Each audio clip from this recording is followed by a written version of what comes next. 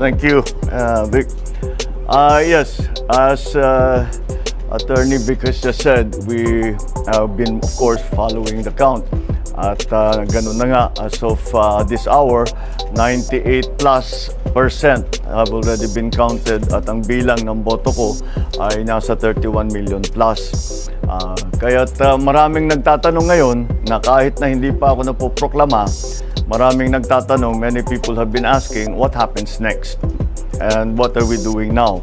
Well, right now, syempre, we have to, ang intention ko is to hit the ground running. Kung sakali man matuloy ang proklamasyon later this month, ay kailangan nakahanda na tayo. So pinag-uusapan na namin ang mga appointment. As I'm sure you can imagine, the economic managers are going to be critical for the next several years because of the pandemic and the economic crisis. So that is something that we are looking at very carefully. But it's not only the economic managers, lahat talaga ng positions, not only cabinet positions but even other agencies ay tinitignan na namin lahat. The process that we have established is that I am keeping the organization, our EXECOM, who ran the campaign. Sila talaga yung mga advisor ko. So we are keeping the EXECOM going, the executive committee going. And they will be, syempre, the core group. But ang thinking ko is that each department, we have to talk to the specialists in that discipline or in that sector. For example, if we're going to talk about agriculture, we have to talk to all the best agriculturists, all the best workers in agriculture that we know. Tanong natin, sino kayang pwedeng magaling?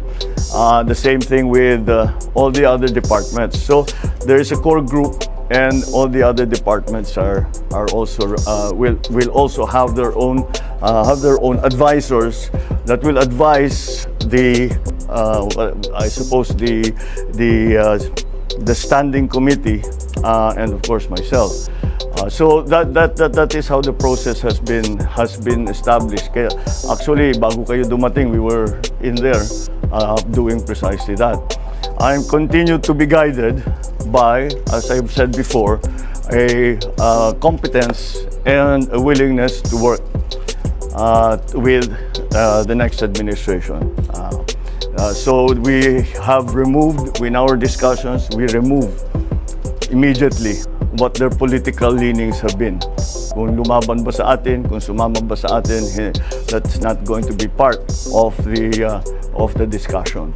I'm also guided by the critical areas that we talked about during the campaign.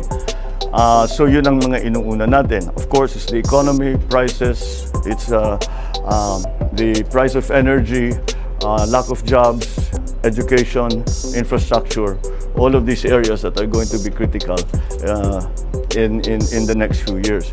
So ganun ang aming ginagawa, and that has been the process. That has been the process so far. I'm also guided by the fact that 31 million of our kababayans have voted for unity. And I am guided by that in the sense that I will continue to work for a government, an administration that gives voice to everyone who wants to help. We may not agree, we may not in the end do, we might do exactly as they say, but whatever it is, it is not important who the messenger is. The importance is going to be the message. In the next few days, I will be talking to you. Baka every day there will be something to announce because marami na talaga kaming ginagawa.